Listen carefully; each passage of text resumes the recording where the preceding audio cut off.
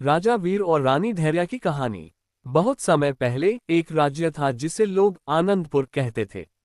इस राज्य के राजा वीरेंद्र अपने साहस और न्यायप्रियता के लिए प्रसिद्ध थे।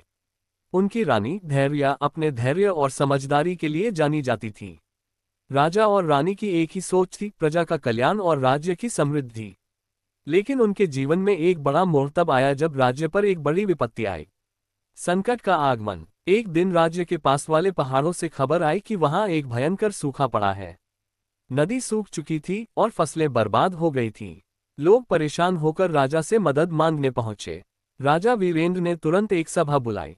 रानी धैर्या ने कहा, हमारे पास जो संसाधन हैं उन्हें प्रजा में बांट देना चाहिए। साथ ही हमें एक दीर्घकालिक समाधान भी सोचना होगा। राजा ने सहमति जताई और घोषणा की, हमारे खजाने का हर अंश प्रजा के लिए है।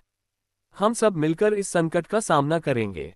निर्णय की परीक्षा। राजा ने अपनी सेना और मंत्रियों को भेजा कि वे हर गांव जाकर लोगों की जरूरतें समझें।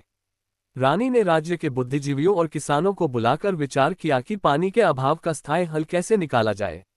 उन्होंने सुझाव दिया कि पहाड़ों के पास बड़े बांध और जलाशय बनाए जाएं, ताकि बारिश का पानी इकट्ठा किया जा सके। लेकिन इसमें बहुत समय और धन लगने वाला था। कुछ मंत्रियों ने कहा, राजा, इतना धन लगाना खतरे से खाली नहीं। अगर ये योजना विफल हुई तो राज्य पर कर्ज बढ़ जाएगा। रानी धैर्या ने कहा, हर बड़े काम में जोखिम होता है, लेकिन यदि हम कोशिश नहीं करेंगे तो हम अपनी प्रजा को निराश करेंगे। राजा ने दृढ़ता से कहा, हम ये जोखिम लेंगे क्योंकि हमारे राज्य का भविष्य इस पर निर्भर करता है। संघर्ष और सामूहिक प्रयास। राजा और रानी ने स्वयं निर्माण कार्य की निगरानी शुरू की। राज्य के सभी लोग मिलकर काम करने लगे। किसानों, कारीगरों, सैनिकों और आम जनता ने बिना थके मेहनत की। रानी ने महिलाओं के लिए विशेष शिविर लगाए, जहां उन्हें सिलाई और अन्य कार्यों में प्रशिक्षित किया गया, ताकि वे परिवार की आर्थिक मदद कर सकें। राजा ने व्यापारियों से संपर्क किया और राज्य में आवश्यक अनाज और पानी मंगवाया। धीरे धीरे संकट कम होने लगा।